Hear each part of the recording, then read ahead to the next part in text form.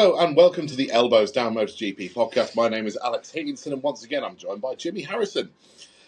This week, obviously, there is Qatar coming up it's where they're already there. They're already doing stuff. It's Thursday here where we are, but we've got something a little bit more interesting. We do obviously want to talk about our Qatar predictions, but Jimmy had an amazing idea at the beginning of this week where we would come up with our fantasy 2027 grid lineup. Right, so all the riders on the grid for 2027. So the new era of MotoGP. That's right. Yeah, we need to stress that this is pure fantasy. If people think, well, that wouldn't happen, would it? Because this, that, and the other. Do you even know about this? Yes, we do. It's just this is a dream world. Yes, everything falls into place. Money falls from the trees into the MotoGP paddock. Yep. The Liberty deal is finalised, and it's looking like it might do. By the way, as this is uploaded. But yeah, it's a perfect world. It's a dream fantasy lineup.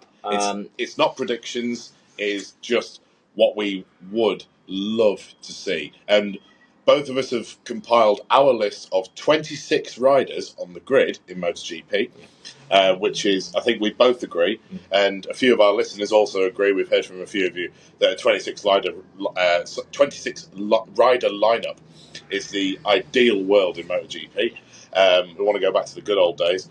And so we've both come up with our own individually. Yeah. At this point, I don't know Jimmy's. Jimmy doesn't know mine. So we're going to talk about those and we're going to shock each other with our predictions. It's not, well, I say predictions. It's not predictions.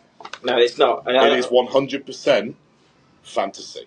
I've also got a list. I don't know if Alex has. I've made a list of 9 riders who didn't make this fantasy 2027 grid. I have for also multiple reasons. Some maybe are too young, or some are taking a year out for testing. Anything really. Some maybe just too many injuries over the last few years. There's a hint there. A few riders might not have made it. Oh God, I think we've done the same one for that. But yeah, Alex has no idea about mine. So so I'll fire away. Should we just do a entire list and then an entire list, or what do you? How do you? I think we should break it down by let's do it by manufacturer. Okay.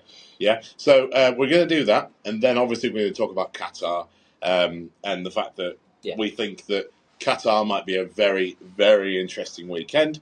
Interesting makes it sound boring, but I think it's going to be an exciting weekend. It's not necessarily one of the most exciting tracks, but I think that... I like Qatar, though. I've always liked Qatar. It's fast and flowing. The race is always good. And maybe some people just don't like the country it's in. I don't get that. Who cares if the race is great? If the race is good. And it's a flowing track, and Pecco looks like he was quite happy in that press conference today. Jorge Martin's back. So yeah, I'm looking forward to this weekend. But when I say that it's not very interesting, I don't mean that. I mean that it's one of those tracks where it is just sort of, wow, it's kind of predictable.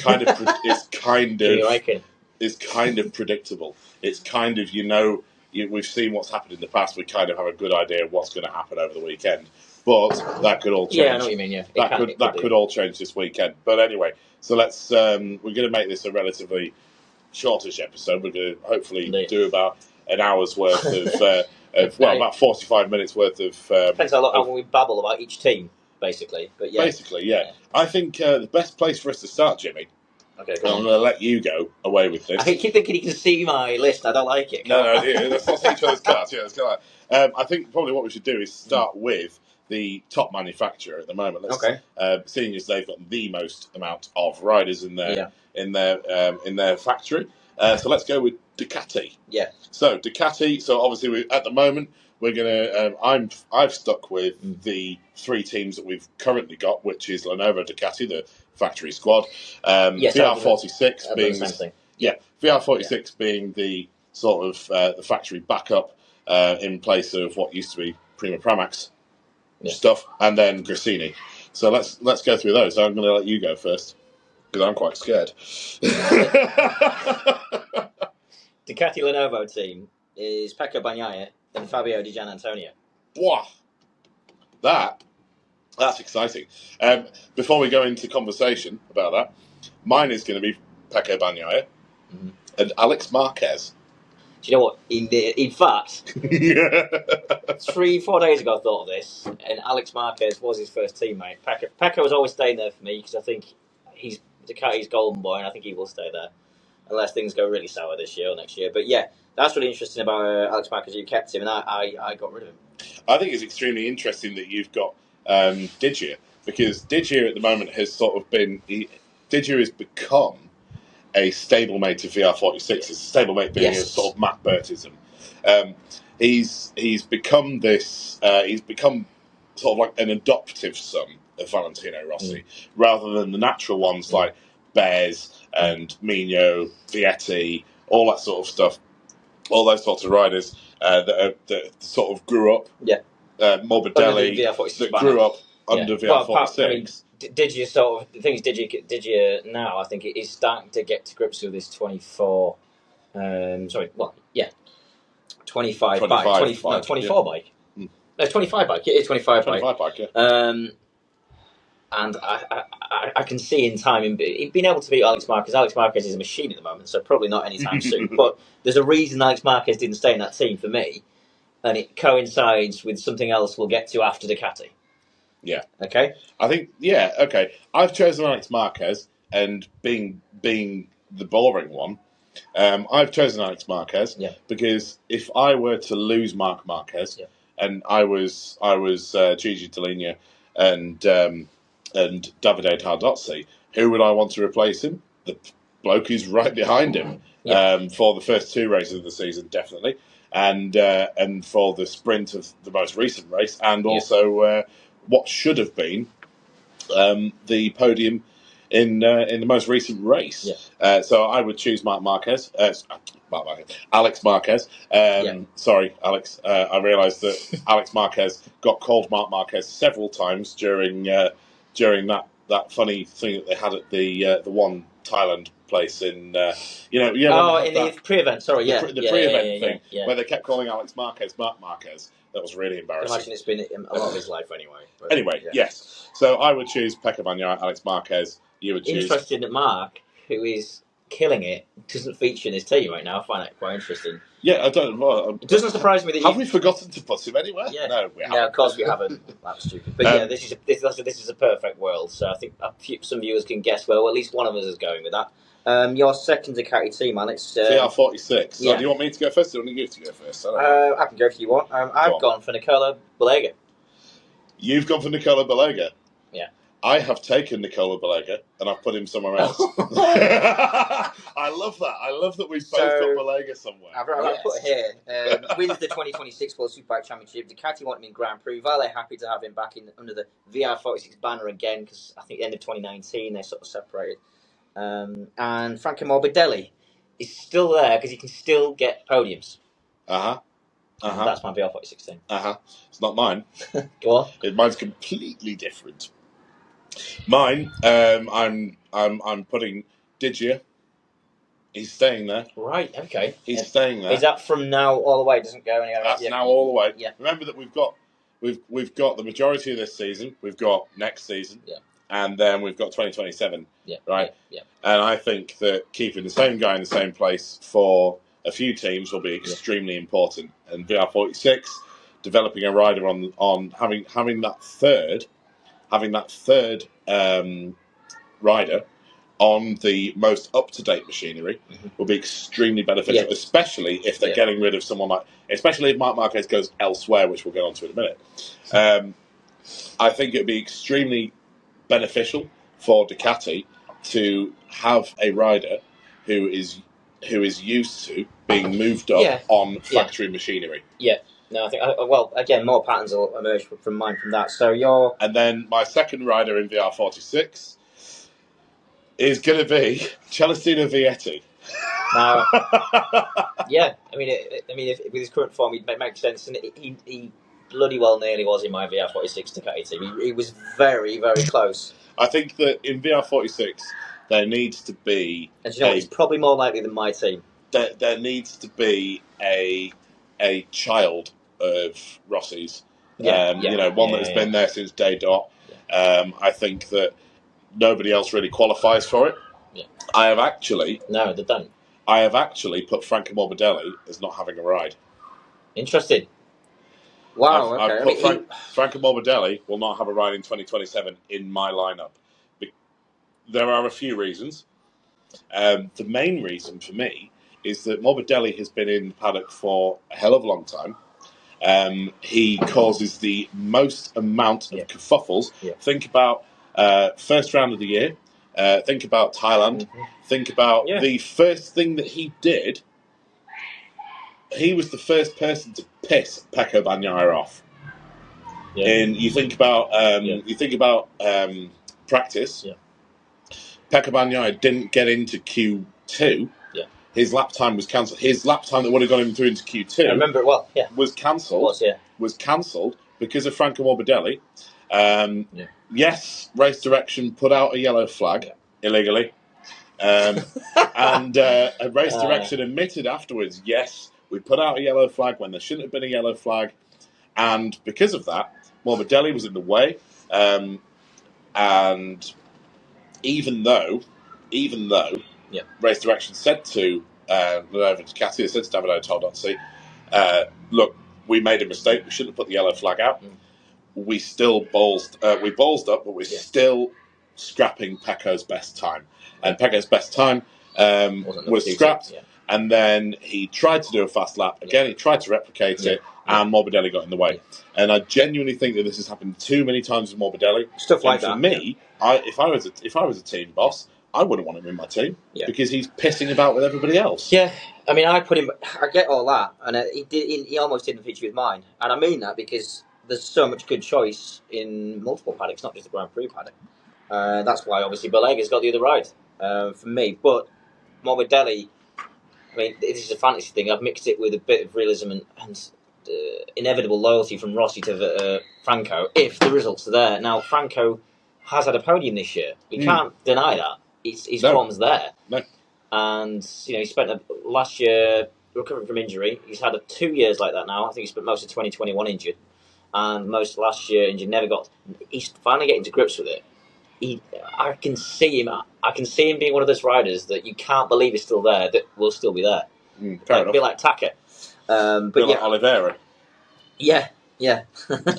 Anyway, we've still got another Ducati team yet, haven't we? We've got Gresini, which you're going to go first. Oh, no, did you go first for the last one? You go first, Alex. Okay. I'm going to have, as it would stand in the 2025 season, two complete rookies for Gresini, 2027. Right, and? I've gone for Tony Arbolino, because he was a strong link for Gresini, and he's currently 5th in the championship for Moto2. I think that Arbolino's still... He has proven himself before. He had a really tough second half of the season in previous years. Yeah. And I do genuinely still think that Arbolino is going to get a seat somewhere in Gresini, in MotoGP. Yeah. And I think that Arbolino has got this kind of expectation. Well, no, people have got an expectation about Arbolino. It's because he was a title contender, and I totally get it. He features on my grid as well, folks. I won't hint away, but he features on that. But that's because he did have a link. It was around the British GP 2023 time when that was brewing up, and then there was a meeting between Discovery and TNT about Dixon, and that sort of squished it Arbolino, and then it all went to pot anyway because it might have went there anyway. Yeah. Then my second rider. Oh, sorry, I was interrupting. No, you're not interrupting me at all.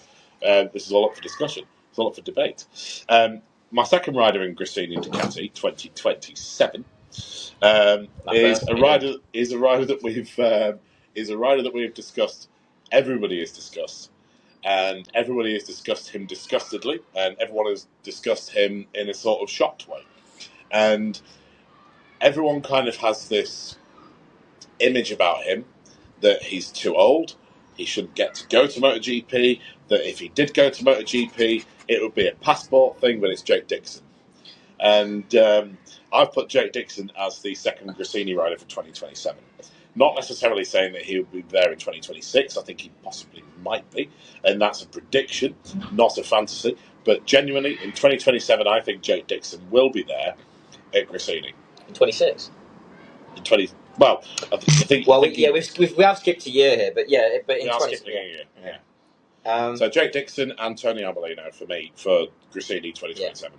That's a good thing. I didn't put in this list or tell Al Will said it necessarily if it just meant 2027, and it can. I mean, I put on some of these rides. It's actually their second year in that ride, but not many. My Grassini Ducati lineup is an Air Bastianini, who returns to Grassini Ducati. Why would he do that? Because he won there and he was happy there, and he had less responsibility. And I think Enea likes a bike that's fast, out the box, without dicking around developing it to hell, and he doesn't have factory responsibility. I think those two things would be Italian team, more sponsors, he can just about do well. And I think Danny Padovani loves him. I think it would happen. I think it's possible it would happen. Well, I think you're wrong, and I think you're stupid. I think it's a fantasy, but yeah, I think I think it would be good for the team. I think it would be really good for the team, and it would be a last lifeline for Bastianini. He would still do well. And yes, my other the teammate in Grassini Ducati is Jake Dixon as well. Yes. So we've agreed on Pecco. We've agreed on Jake. Yeah, and in brackets, Jake Dixon's Moto2 deal, reason. Liberty deal, reason. And demand from TNT and Discovery, reason. Yes. And I did. Have you heard me there? You've actually gone into your reasons. I mean, I've got put the reasons Jake's Moto2 title. I didn't say if it was 25 or 26. I just said Jake Dixon's title. So I think that. Look, if it was purely organic, I don't think it would happen. Even if he won the championship, I think teams are now just looking down at riders who are pushing 30. And by the time, actually, he'd be 30. If it was 2027 his first year, he's born in 95. He'd be 32 that year as a rookie in GP. He'd be nearly as old as Marquez is now with his 8 million fucking MotoGP titles. So that's a good point. But this is a fantasy. It's also, I think Alex and me are also accidentally trying to complement the world of nationalities here, because it's also complementing the fact that there's a lot of good riders in the paddock that aren't just Italian or Spanish, but are also fast as hell and up and coming, who maybe got neglected before because they came in too late, like Jake. But there is, of course, other riders on in Moto2 now that I haven't mentioned yet, because I still think by 27 they won't have got there just yet. That might do. I don't know. It's a fancy. So I think it'd be important for us in between each manufacturer that we talk about, to remind the viewers that this is a fantasy. It's not a prediction. It's not us saying this might happen. This isn't rumours. This is just what we think. If we were in, I'm mixing predictions as well. We are mixing predictions. Not really. But if we were the MotoGP gods for the new era in 2027, with 26 bikes on the grid, which probably won't happen. We're saying that this is our ideal 26 riders on the grid. Yeah. Let's move on to the other Italian manufacturer, Aprilia. Okay. I'll go there. Should we go satellite first this time? Oh. Okay. Scroll down. Trackhouse Aprilia, Joe Roberts. 2026 Moto2 runner-up. And Trackhouse now ready for him in Liberty push for the move. But yeah, I said in 26 he'd be runner-up in Moto2. So he has finally taken that ride. Yep. And here's a weird one for you. Fermin Aldeguer is the second rider, but Alex didn't expect that. I put in brackets because of podiums. No win yet, just beats Moto2 hopefuls who just missed out. Yes. So... I've just realised I've not put Aldeguer anywhere. Shit. Okay, well... I really thought about this. I had a whole evening to think about this. So he just breaks a ride. Because obviously, I think you're doing another year next year.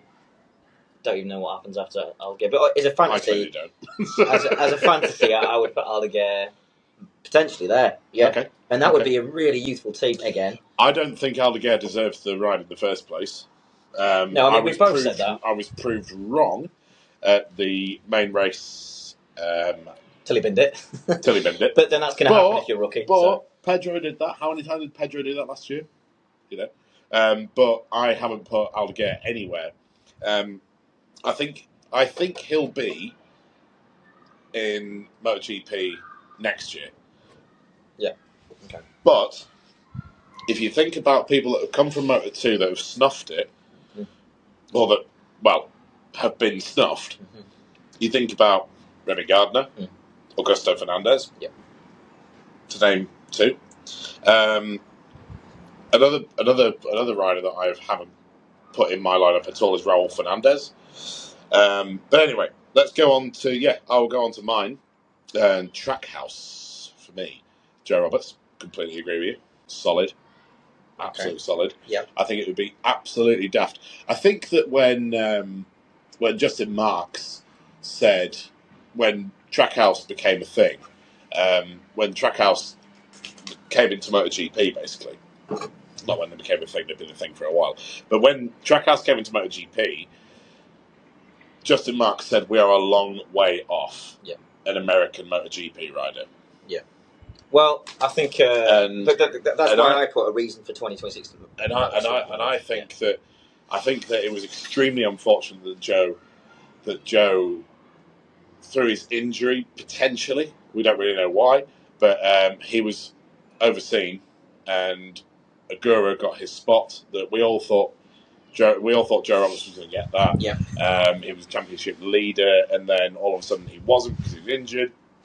And then, so I think Joe Roberts will be in Trackhouse at some point. Genuinely believe he will. Yeah, whether it's next year or whether it's the year after, which is what I'm saying here, I don't think that he will next year, unless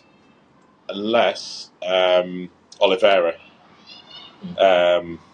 moves, and then there's movement in the paddock.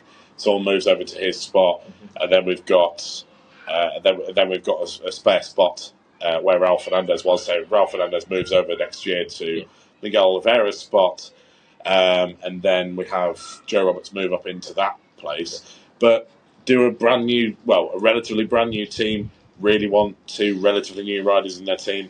We don't know. Risky. But I mean, Raul Fernandez at the moment for me isn't doing anything at all.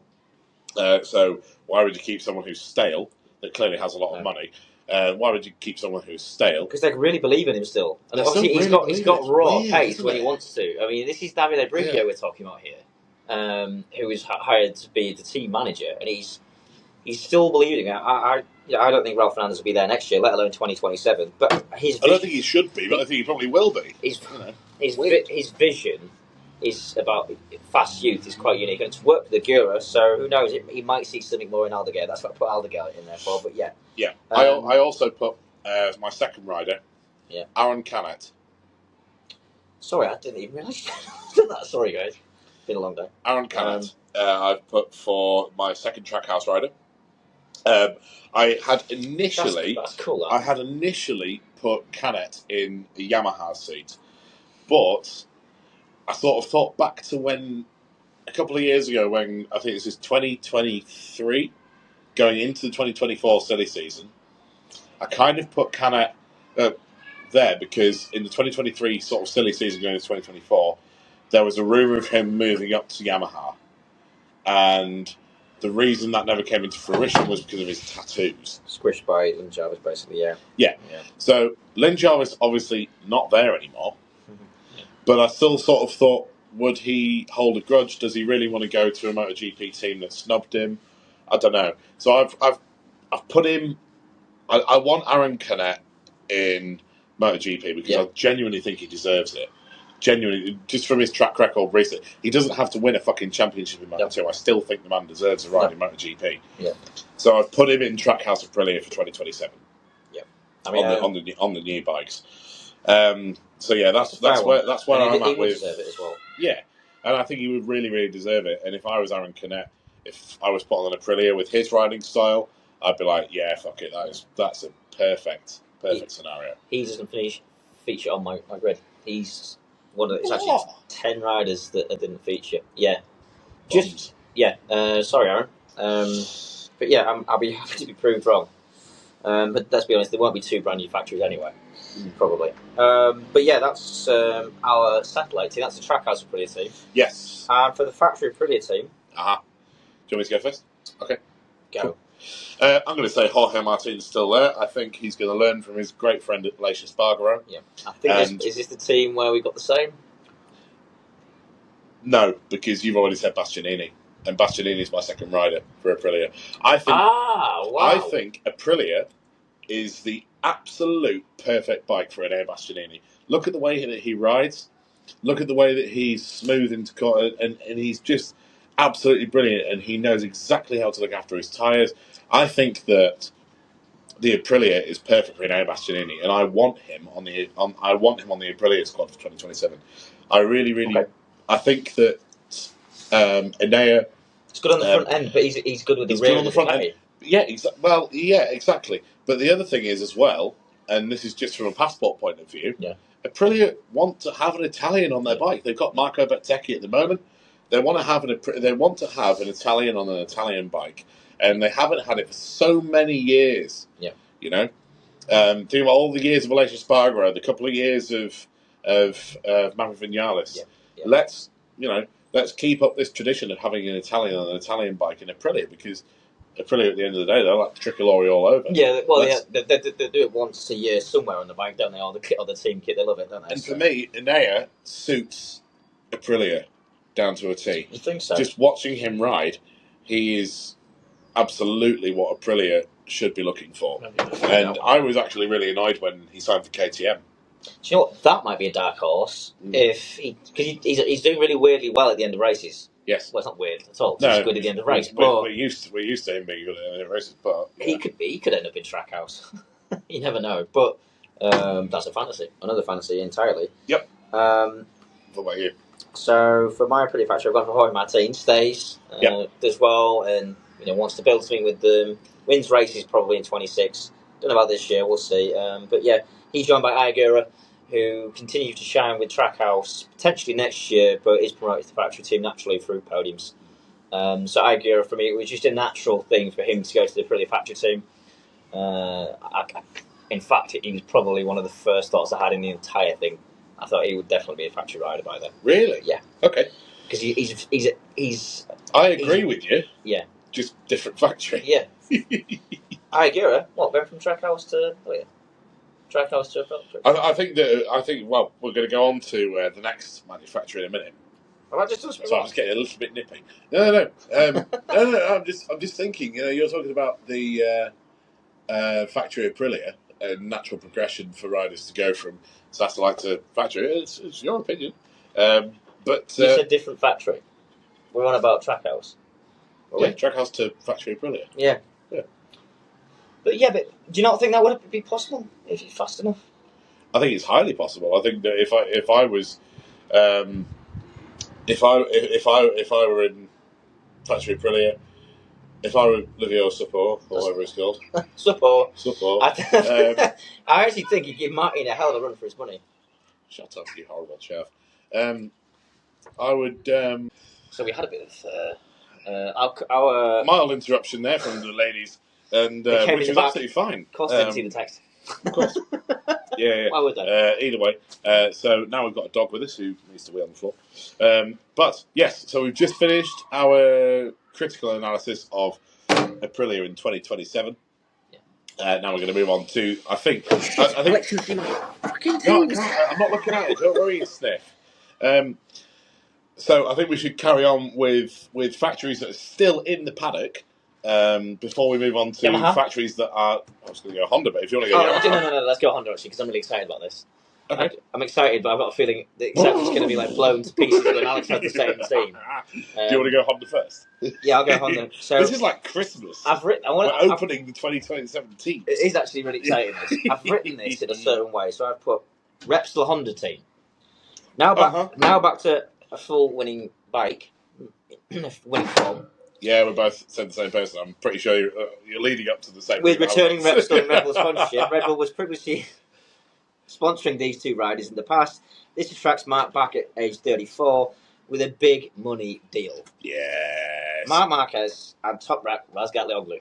What the fuck? Yeah. Okay. And now the reason for my Marc Marquez, the Marc thing makes sense. It's top rep, what the fuck? Top rep because that's. From what we're hearing, we all got access to the internet. His offer is with HRC. Now we know his manager, Keenan Sofoglu, will only accept a factory ride. That is the HRC team right now of Mir and Marini, the red bike, right? Okay, I'm just saying that if he accepts it, and goodness me, it'll cost him a lot of money. Yeah, blue, white, whatever. It'll cost a lot of money with BMW and everything, but if they want it to happen, it will happen. It's not like Honda haven't got any money. It's one of the biggest companies in the world, for goodness sake. They can afford it. They're throwing money left, right, and centre at people. They are, and they're spending an awful lot of money on the bike. I can't wait in 10 years' time when some of the people that are involved in these deals and testing budgets, if someone's on a pod, I can't wait to hear what money and how much testing R&D was going into right now. But what I'm saying is the money that they can spend on Toprak if they want him, especially in this new Pirelli era, if they keep the same DNA of the tyre, right? Yeah. It's going to be different in MotoGP. The tyre is not going to be the same as it was with bike tyre. Of course it isn't. There's different forces involved, and there's carbon brakes. It can be braking deeper, more loads going on the tyre.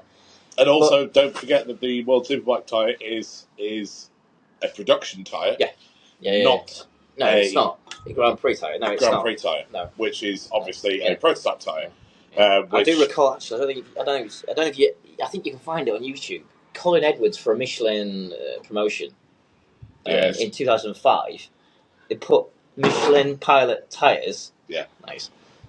Or road tyres. Yeah. He invited a load of people to Sepang in 2005. Put road Michelin tyres on his M1, his Gaulois M1, and he was smoking it all over the place. No slide over, no grip, blue smoke coming off over, and he was so much slower. He was so much slower. So yeah, you can't. I remember. If you find the footage, folks, it's hilarious. Colin's basically taking the piss. We watched it the other night, didn't we? It was ridiculous. Yeah, it just can't cope with the forces. But yeah, I'm saying basically Toprak. I think it's entirely possible. It's a dream grid. It's a fantasy grid, as we keep stressing. It is a fantasy. It's not a prediction. Yeah. What a team that is! Two of the most aggressive riders. That is an incredible team. And late breakers. Very late breakers. I would argue that Toprak is a later breaker than Marc Marquez. I don't know how well they get on as teammates because both actually. I think Mark's very sensible how he speaks to the media, but very mentally clever. Toprak is very outspoken. I was going to say how it is. I mean, how many times have we heard Toprak shit posting, basically? Yes. And he made himself look a bit daft recently, if you ask me, about the whole Ducati Cup for World Superbikes, when he then goes and has a battle for the win right to the line in Portimao. Yes. But anyway, that's my factory team. And by the way, that is Toprak Razgatlioglu's second year in that team. Because he goes next year. No, what a load of bollocks. Because he gets bought out of his people. What a load. Hey. What a load of bollocks, you stupid boy. It's not real.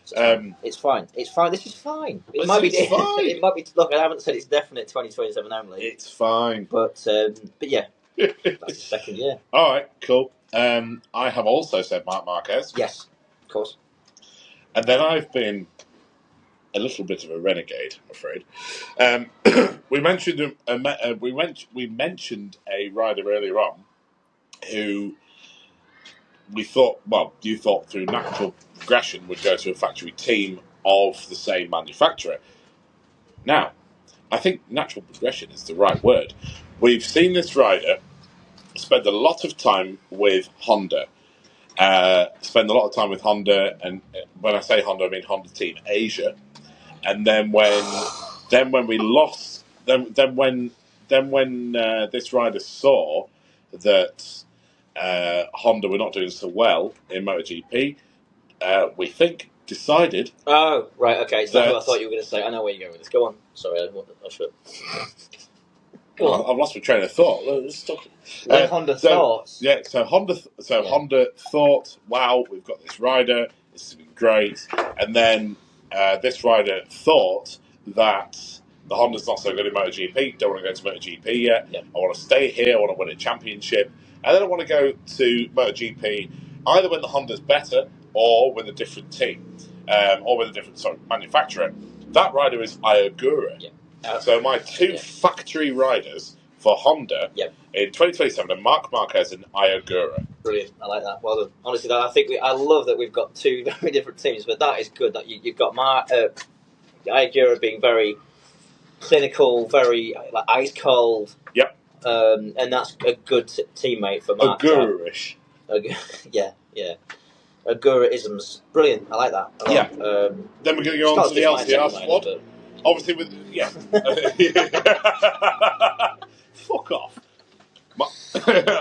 I would put more money on my factory Honda squad than I would on your factory Honda squad. I don't think that Razgatlioglu will be in MotoGP in 2026, which you think he will be in your fantasy. It depends how much Honda want to spend on it. And I don't think that if Razgatlioglu came to MotoGP, he'd be any good immediately.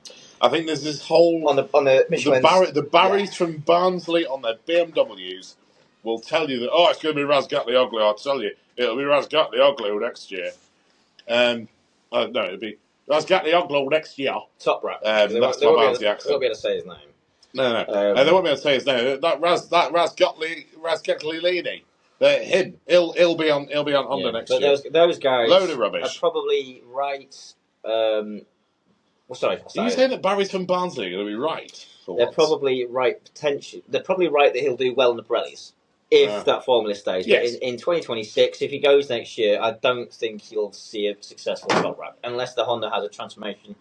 The thing is, the Top Rack is used to flinging bikes in all willy-nilly because you can on a superbike and you can on those tyres. Well, if anything, you'd say KTM then.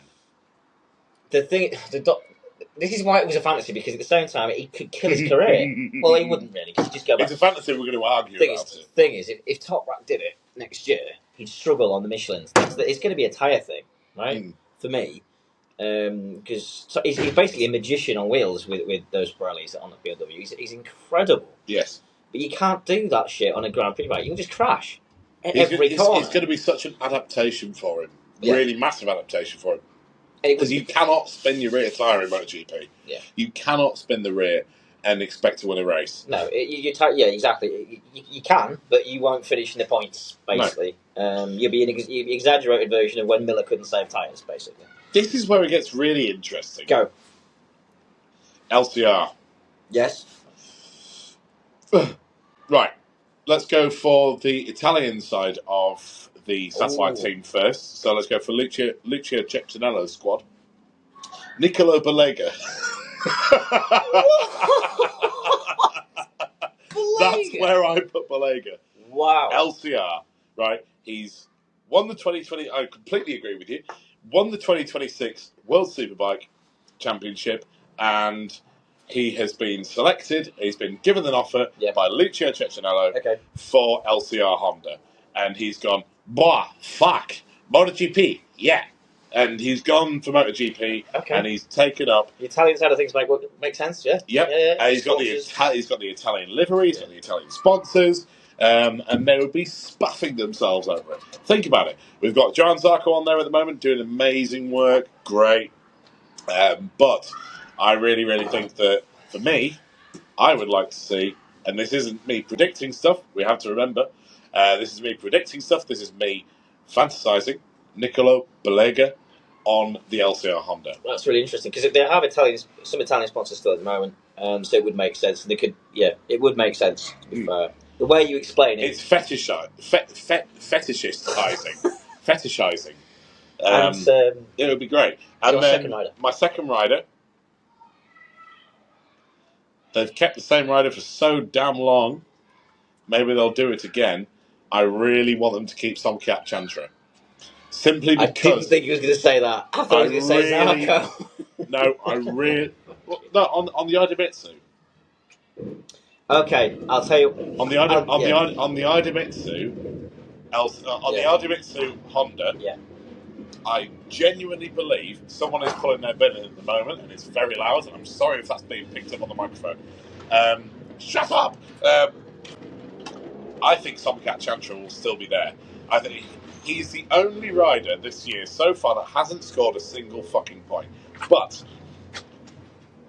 I genuinely believe that what he has done, having the Thai Grand Prix at the beginning of the year instead of the usual Qatar, instead of having it at Portimao or whatever, like we've seen in years previous, we will have the main race at Thailand. I think he's still going to be a bit of a passport ride, but it would be. Yeah. I think if we're going to have a passport ride for any rider, it should be Somkiat Chantra, because the Thai fans are absolutely fucking brilliant. Yeah, they're probably the best. I mean, along with the Indonesians, what they do, amazing people. Yes, what they do for the sport is so incredible, and I genuinely believe that now the Honda is getting better. give Somkat Chantra a couple of years. Give him a year on this bike. Next year, I think he'll still be there, obviously. And I think that Somkat Chantra can be challenging for podiums because he will have... This is interesting. Keep going. Satellite support, factory bike, new era. Everyone's going to be on the learning curve on the 850s in 2027. Yeah. I think Somkat Chantra is an absolute solid vote because think about it this way: popularity. Everyone's on new machinery. So why wouldn't you keep someone that's been there for 2 years already and then have them on a new bike with everybody else, start a clean slate, and you've got Thais absolutely infatuated. They are. And that's what I think. I think Somkat Chantra. What about you? See, the thing is, I went from... This is probably the most fantasized team lineup yet in regards to the fact that the LCR team in 2027... either take a break from this Idemitsu Asian rider only, because I've written, sadly for now, no new Asian riders are ready for MotoGP, and Chantra sadly not competitive enough after 2 years. Okay? Yep. And there's no new Asian riders ready to take on. So, for 1 year, I haven't written down if the Idemitsu stays. I have not said that. It's basically a standard LCR team. Okay? I put Johan Zarco. It's extremely valuable to HRC and LCR due to his podiums and consistency is still there. Okay? And I put Alex Marquez.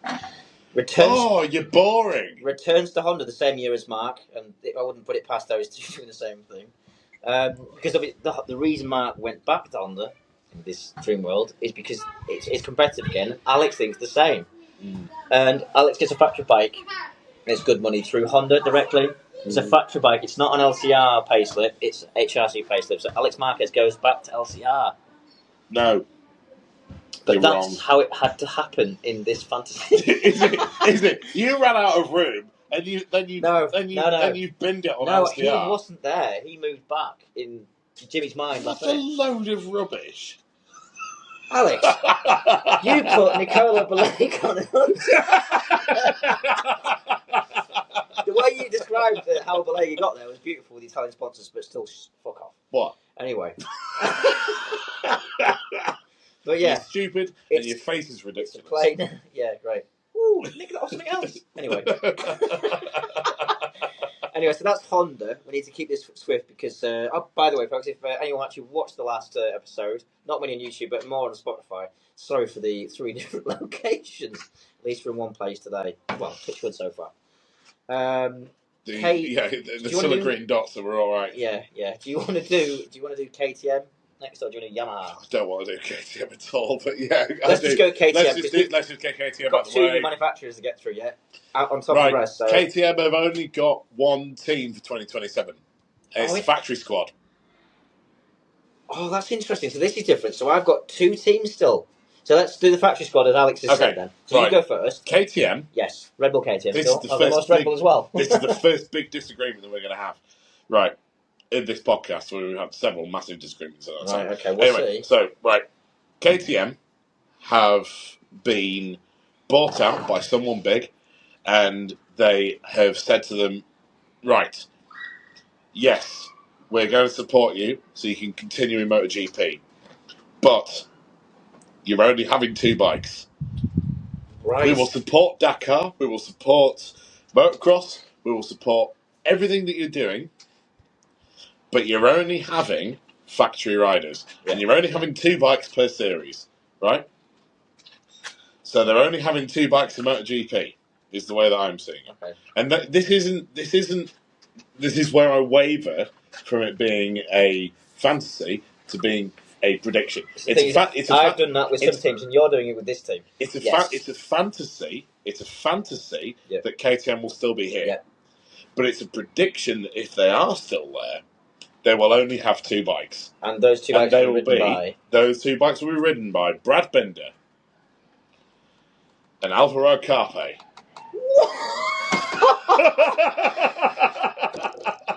They will fast track somebody, right? I haven't taken any Moto3 riders at all apart from Alvaro Carpe. Alvaro Carpe will win the 2026 Moto3 World Championship. It's amazing what leading into sorry. He will win the... It's amazing what leading into turn 1 in your first race can do to some people's minds, isn't it? Fuck off! No, it's not. It's not. It's true. It's his... No, that was Keyless, sorry. You're on about Keyless. Sorry, beg your pardon, folks. You can laugh at me. I corrected myself before you could comment, so it's fine. It's like when I said that even Ortola's still in Moto3. Carpe. So okay, carry on. Both had our blunder this year. Carpe moves up to Moto2, or doesn't, or whatever. He will be in MotoGP in 2027. In my mind, genuinely think he will be. I think you're outside your brain. That's what Czech Pilsners do to you. So Alvaro Carpe, and this is the Red Bull KTM, and that is the only fucking 2 bikes they've got. You know, right, I've looked at it. They can Pit Byron really likes Carpe. They could have they could have Dennis Unsu. Yeah. They could have Colin Vire from Moto2, but I don't see any of them. I don't see either of them moving up. No, Colin Vire's not on my MotoGP grid either. Colin Vire is nowhere near my MotoGP grid. Interesting. I thought Alex would have it. I love Colin Vire. I think he's absolutely fantastic. Yeah. I think Dennis Unchu is also fantastic.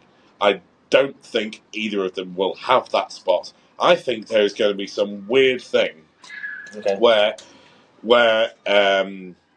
what's his face? Akiayo loses his absolute marbles over what's going on. Speaking of, I don't just think goes, you know what? Fuck it. Let's give this guy a go. Speaking of, I've barely seen him on TV, Akiayo, this year. Barely seen him at all. But he's only in MotoGP, that's why. Yeah, but you still, it's because you're not seeing enough into the garage. You're not seeing his face often. I also heard, while we were listening to BT Sports commentary, or TNT Sport, their commentary about the Moto2 squad, they said, Akiayo's team's not had a very good time this year. It's like, he's in MotoGP now. You mean Nicky Io? Yeah. And they said Aki Io. And I was like, to be fair, they could blend it in a little bit in the edit. They could be like, Nyaki, Aki, Nicky. Anyway. So, Alvaro Carpe, MotoGP 2027. Right. Mate, I just fancied it. I just fancied a bit of a curveball. Darren Binder moved up, was dreadful. Jack Miller moved up from Moto3. He did okay, but he wasn't on a real RCV. Don't forget that was an RCV S, which was like basically one of the. Yeah, but think about it this way, Hong Kong. But think about it this way. Yes, Darren Binder moved up because he had a contract with Yamaha to move up, and there was no room for him in Moto2, so they just bumped him up to MotoGP. Yeah. Getting dark, isn't it? I just realised. It's getting dark. Jack Miller. Yeah. Was seriously impressive. Yeah, he wasn't moved him up to MotoGP. Yeah. What if they do the same with Alvaro Carpe? It's about Moto2. It's about bloody time. Okay. Yeah, I don't even think Alvaro Carpe goes through Moto2.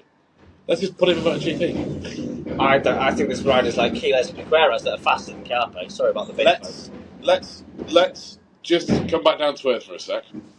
We need to go through these teams. I was really struggling with KTM. Really fucking That was a hard one for you. I didn't really, because I knew my team straight away. That's interesting. Fuck, I just couldn't get it together. For it. Because obviously I treat this fantasy as the KTMs are unaffected and they keep their factory team and their satellite team. For their factory team, I did Pedro Acosta and David Alonso. And I thought that would be Pit Byra's dream team. David's injured now. He will come to fruition in Moto2. It just will happen. I'm almost certain it's going to happen for him. So it was an easy decision for Pit Byra in a perfect world where all the money comes back somehow, even if they're bought out by Red Bull. I could have even added that if I wanted to. Red Bull, fuck it. Yeah, Red Bull, buy them. There's your money. You're back in business, guys. Hire who you want. Keep your Tech 3 team. Great. And keep Acosta, who just keeps faith because he's still, by this time, 22? It's ridiculous how young he is by this point still, and Alonso is a no-brainer because he's going to become potentially one of the GOATs. Well, both of them. It's a dream team. I thought that has to be that team. And now because Alex has gone for a different flavour, 326 rider lineup, this changes things. I still have a Tech 3 KTM team, and that Tech 3 KTM team is Danny Holgado and Dennis Onshu. Oh, nice. Yeah. I love that. Yeah. That's really good. So Onshu and Holgado. I wanted Holgado in my MotoGP one. I just couldn't find room for him. Yeah. Yeah. Yeah, well, Holgado's looking really like good in Moto2 already. Yeah. And Onshu has flashes already of brilliance in Moto2. His size can... I'm so pissed off about my KTM choices. Yeah. But I went for a pure youth team. It's a bit like the Gardner. I think I fucked up. Sorry? But it's my opinion. It's not fact. Yeah, exactly. It's not obviously not fact, but yeah. But it's opinion. Yeah. But it's just... I'm hoping everyone can still see it, by the way. We haven't seen a... it's still got a green light.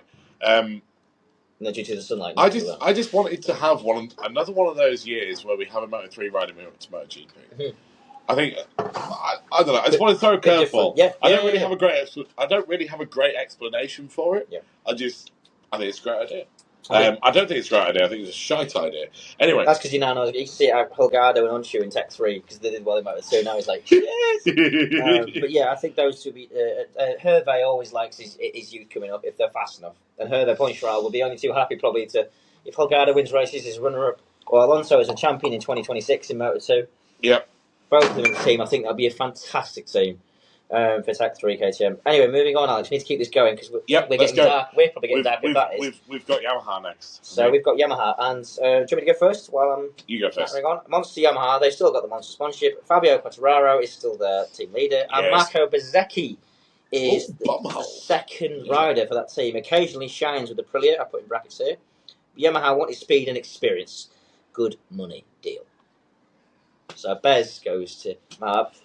He hasn't really also got a choice because Ayagura, in my world, has gone to the factory Aprilia team. Yeah. Just because he outscored him. So Bez keeps his riding track because he does have some flashes of brilliance. And Yamaha fancy him.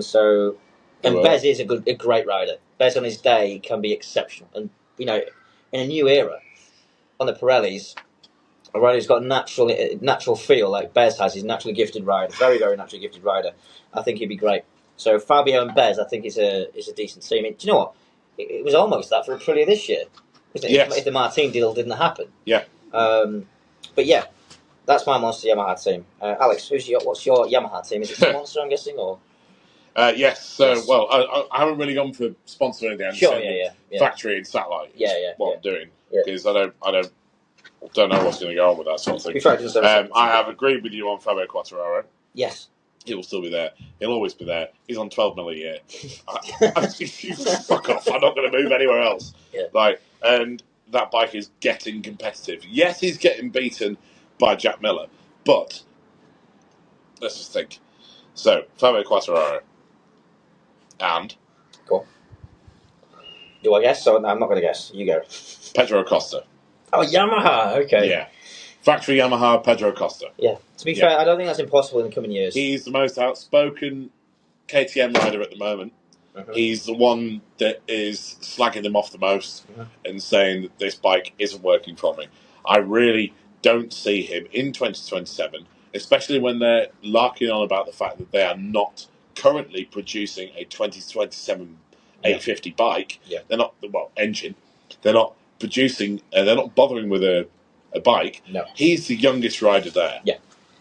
Why the fuck would one of the most successful riders in the Moto3 and Moto2 classes say, I'll just hang about and see what they do? Because it depends on the mentality. In my opinion, that's why I kept him on my Red Bull KTM. And he looks miserable at the moment. He does, but at the same time, if he believes in it, and by the 2027 happens, look, if in a fantasy world, it could have become competitive again. But yes, jumping ship, if it's competitive, you can only withstand so much. Like Mark could have probably left 2 years early if you really wanted to. If you really, it'd cost him a fortune. But Mark, the last 2 years of his Repsol Honda, it wasn't a winning bike anymore. But yeah, Alex makes a good point about the competitive bike. I really hope you guys can see us too. Well, there's a podcast so that you can just put your phone away and minimize it. Your phone adapts to stuff. We'll find out, won't we? But yeah, anyway, we've got these pretty little. We do, they're all right, aren't they? Yeah. So interesting about... You didn't put those up. Well, to be fair, no, I wanted a permanent one, but it's like the solar ones make sense in the long run. But anyway, we're going off page. Look, those little lights are up there. There we go. Look at that. I said it. They came on. Yeah. Yes. Straight back off. But anyway, then we're going to Prima Pramac Yamaha. Yes. So your second Yamaha team is Diogo Moreira. And David Alonso. I have one of those riders in that team. Well, it has to be Diogo Moreira. It is. Yes. He's always on a blue bike. He might as well carry on.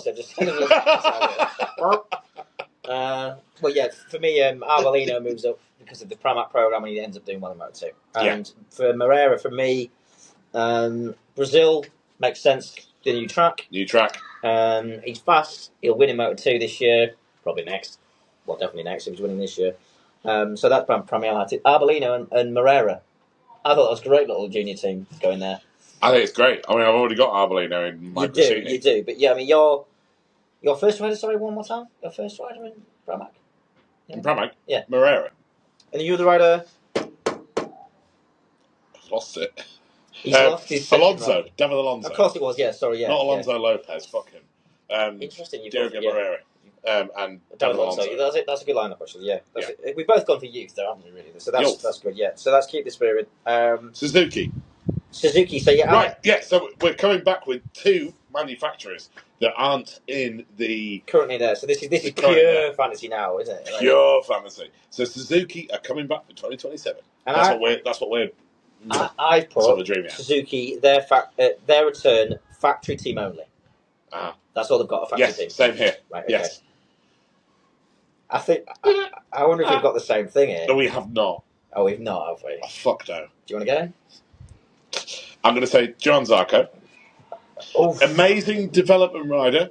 Yeah. Look what he's done for Honda. Yeah. If I were Suzuki, if I were previous, sort of Suzuki guys that were involved, I would want John Zarco there. Yeah. I have 100% want John Zarco in my 2027 grid. Yeah. So, Suzuki. Okay. And his teammate is... Oh, mate. The thing is, if I choose one who I think is likely, and if I choose him, then I'm losing one of the major riders, which we both forgot about, which is Bezzecchi. No, we didn't. For me, right now, I am genuinely struggling between Bezzecchi and Mir. I think Bezzecchi. Interesting. I mean, Bez going to... It's a new project. Bez right now is in a new project. You could argue, well, to him it is. It's a new bike to him. Yep. Mir, in terms of experience, would go there, and that's why Mir leads the Suzuki Rebirth in 2027, and he's joined by another one of their sons, if you like, Maverick Vinales. I put Super Team because of Mav's wins, and he was great on that Suzuki in 2015 and 2016. He was beautiful. He was fantastic. Poles. He got the win at Silverstone. He was just cracking on it, and that's what got him the ride. That riding style got him the ride with Yamaha, and he won the first 3 races of 2017 with Yamaha. Mav is beautiful on Suzuki. Look, it would be different. Look, do you know what? For all we know, they could create a V4 for the 850s if they even come back. In this fantasy world, I've just put their return. It's a super team. It's the Suzuki super team with Mir, who won the titles for them, and it's Mav, who was fast with them before Mir joined the team. So that's who I went. And I don't think that's a million miles away from reality. I think if it happened, they'd want experience, and you've got that with those two anyway. I put Mav as one of my riders who missed out.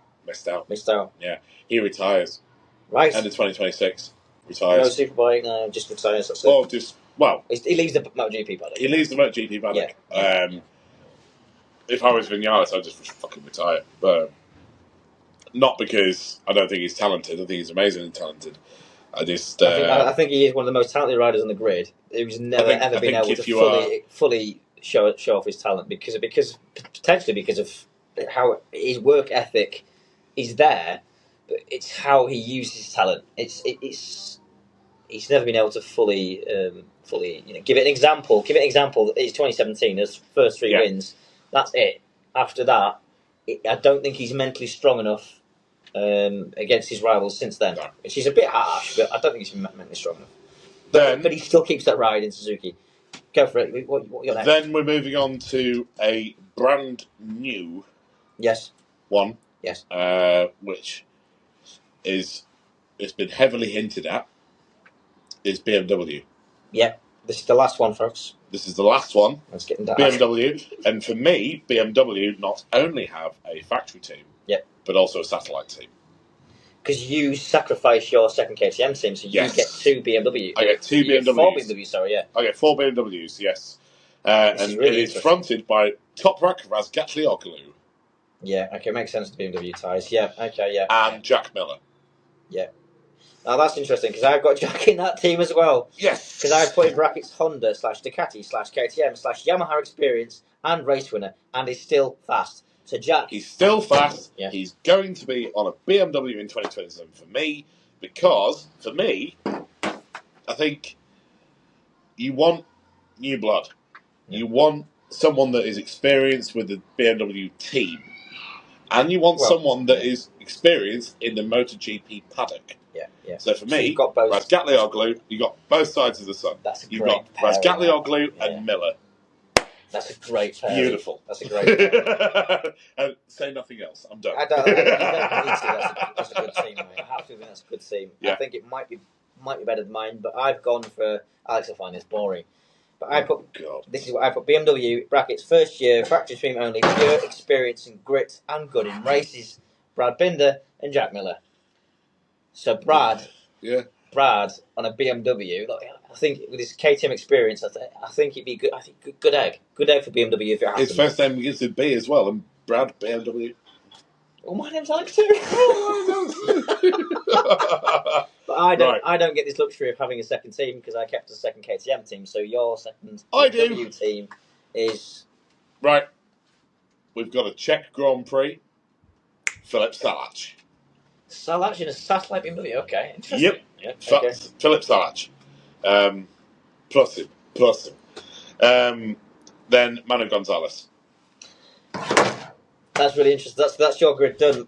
Manu did not feature on my grid. Manu didn't feature on your grid. Really? Yeah. Sorry, that came out. Manchester United. Gonzalez is fast. I mean, do you know what? I feel a bit bad not putting him on my grid. He nearly went into my grid. He nearly was on 2 teams.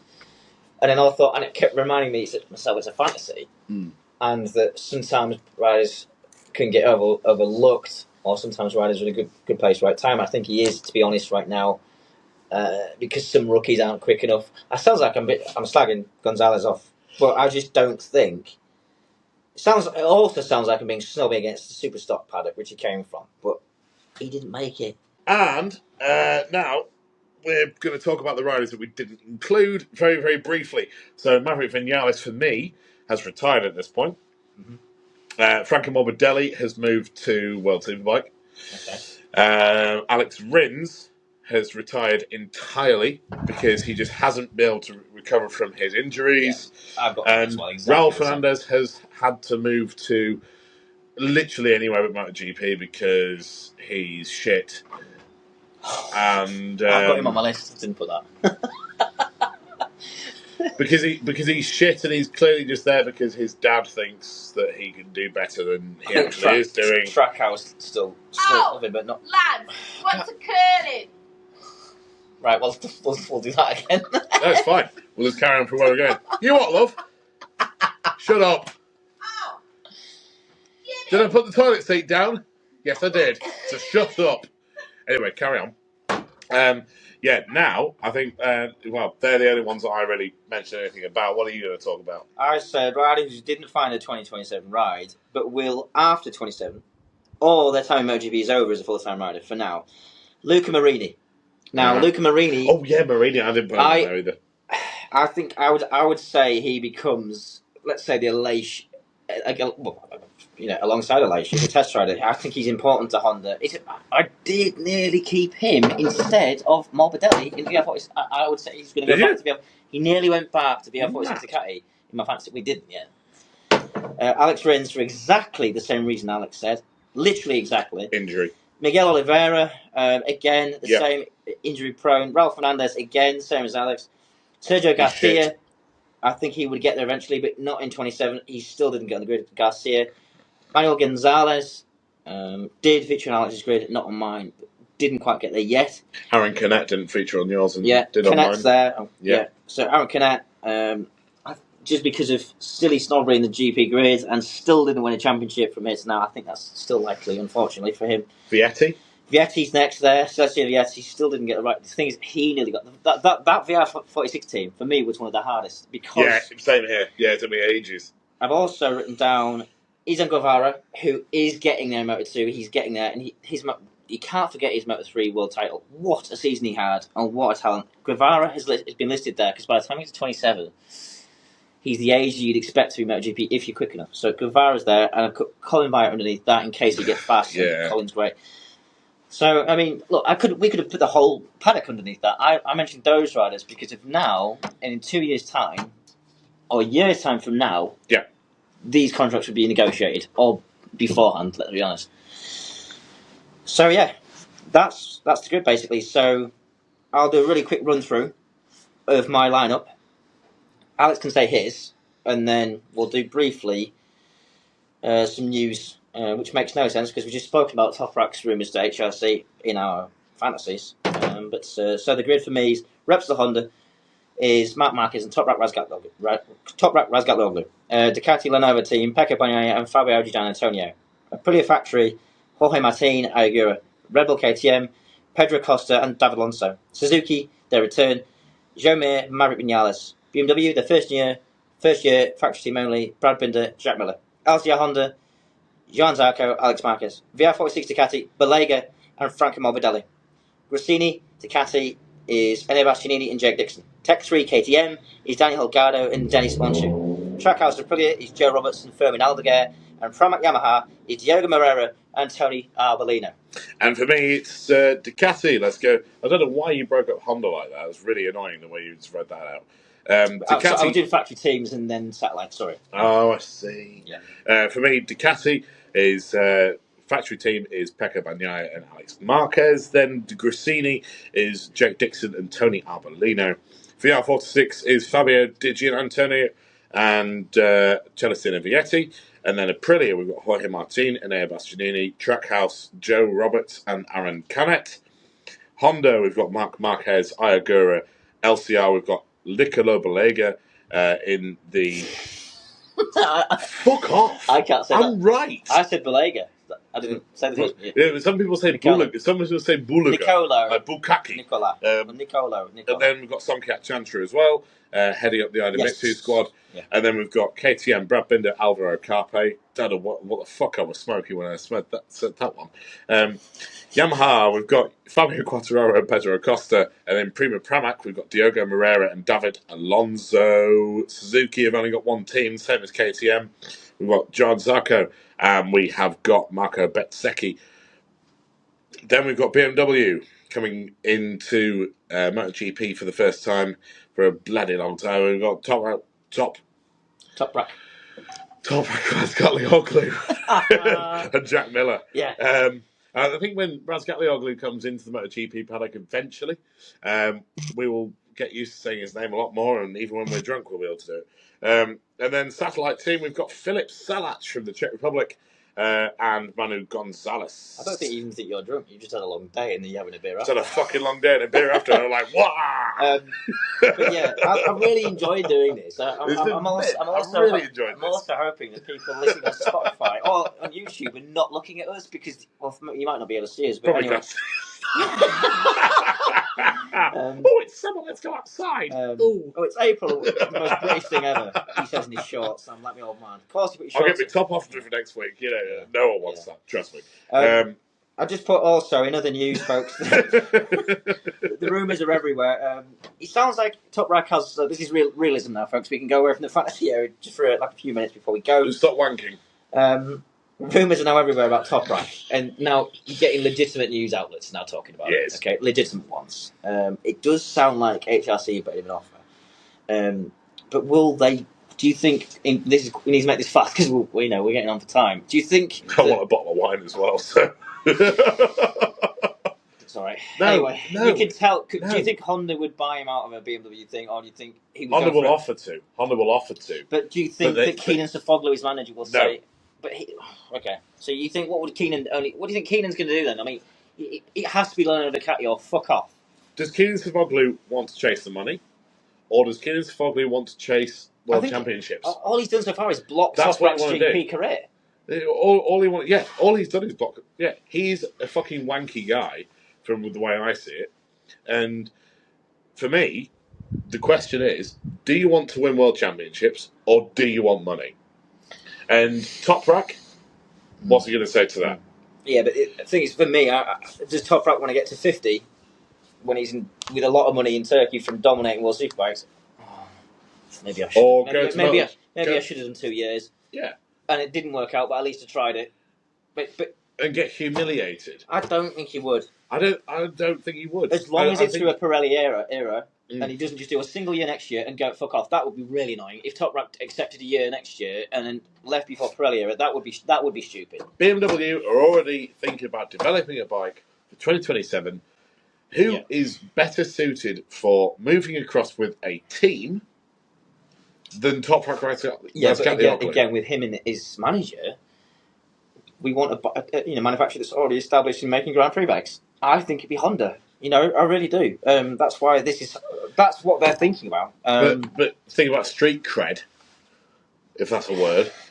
In MotoGP. Would you really want to move over to Honda? They've got the fucking money, but developing an 850. They've completely ruined their street cred by losing Marc Marquez.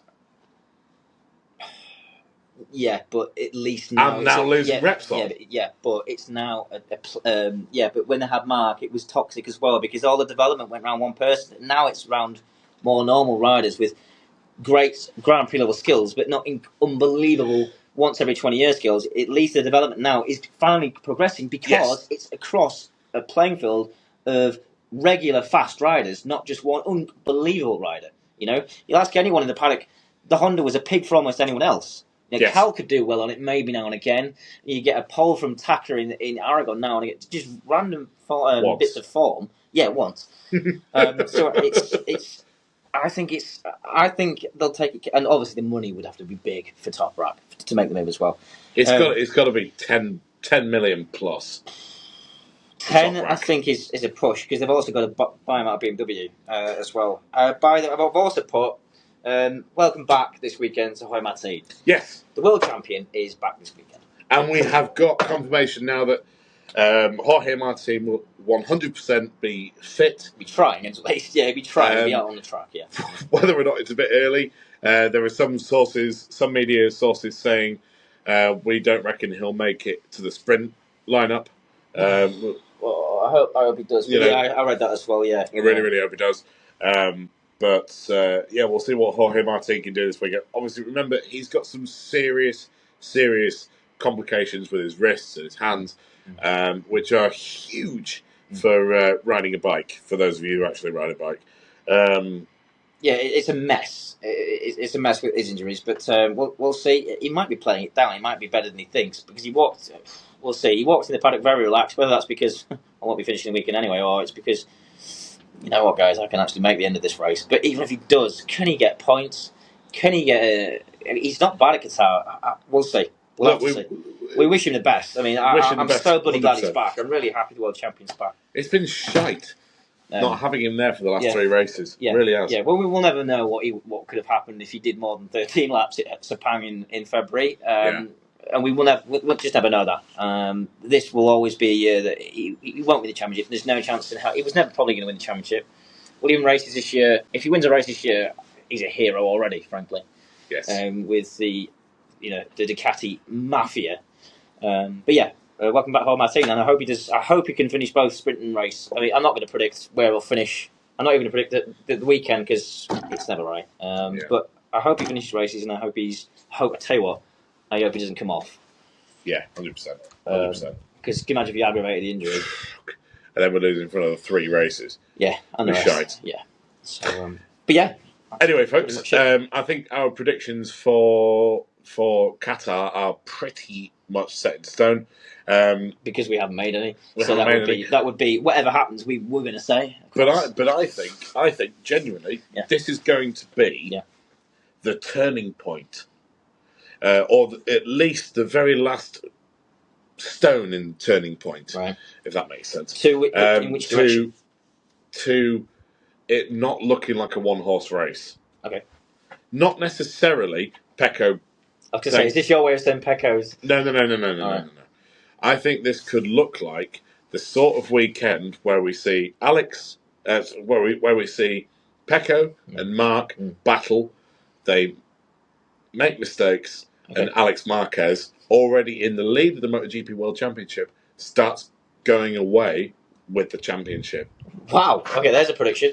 That's my prediction. Before you got here? Do you know what I did? Yes. But genuinely, I think that this could be Pecco's greatest opportunity. I think we all know it's Pecco's greatest opportunity. I think that Pecco keeps it cool, brings a couple of podiums home with the sprint of the race. He does, and he will, yeah. And he will. And because this is a relatively strong track for Pecco, he's won there before. Yeah. Mark has only won back in a bygone era. I really, really think that this is Pecco's weekend. Okay, there we go. So you have made a prediction there. So I'm going to say that Pecco wins the main race. Okay.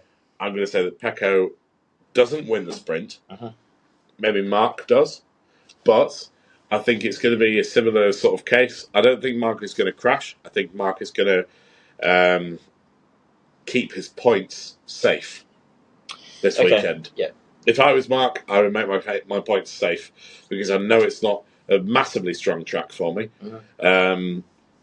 Even though Mark obviously has had very good results there before, just not massive wins in very recent era. Obviously, that's with Honda. And then last year as well, when he was on the Gresini Ducati, did do pretty damn well. He did well with a fifth and a fourth. With what he had, So since Alex has made a prediction, I'll make a quick one.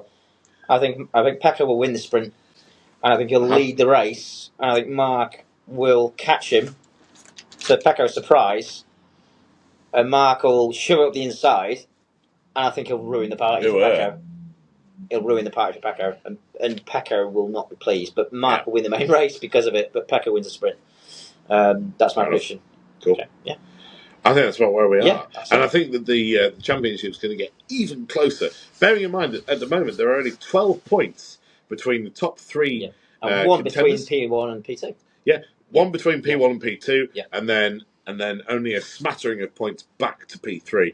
So at this point in time, we're looking at Alex Marquez, we're looking at Marc Marquez, and then we're looking at Pecco Bagnaia are our top three in the World Championship standings. I think there's going to be a little bit of a... Look out for Digia as well this weekend. Look out for Digia, because I think he can do something, because obviously he won in Qatar in 2023. Fast there. He's in form right now. Look out Alex Marquez this weekend. If you're Alex Marquez, I mean, look out for Digia, I would say, potentially. Yeah. But I think there's going to be a bit of a cabinet reshuffle in the top three this weekend. Obviously, there is a big gap between top three and P4, which is currently Franco Morbidelli. But I think we're in for a bloody exciting weekend. I'm really, really looking forward to this weekend. Yeah. So am I. Can't wait. And it's nice to have an evening one as well. Because we've had the first sniff of this year's championship where we're not thinking about Marc Marquez. Until he swallows it and wins both races. But yeah, we'll have to see. But anyway, thanks for tuning in, folks. This has been long with Thor, but I really enjoyed it. Actually. Having pure fantasy in your mind is actually quite enjoyable, isn't it? It's great. We've had a really good laugh tonight as well. Yeah. And usually we're so sort of stiff with stuff, I think. And tonight we've had a bloody good laugh. Thank you, Jimmy, for the cracking idea of doing a 2027 fantasy lineup. Yeah. And thank you all for watching and hopefully criticising and slagging us off in the comments. Yeah. Thank you very much indeed. We will see you again for our debrief for Qatar. Yeah. And hopefully something interesting to throw in there as well. Yeah, lovely. Cheers, folks. Thanks for tuning in. Thank you very much. Good night.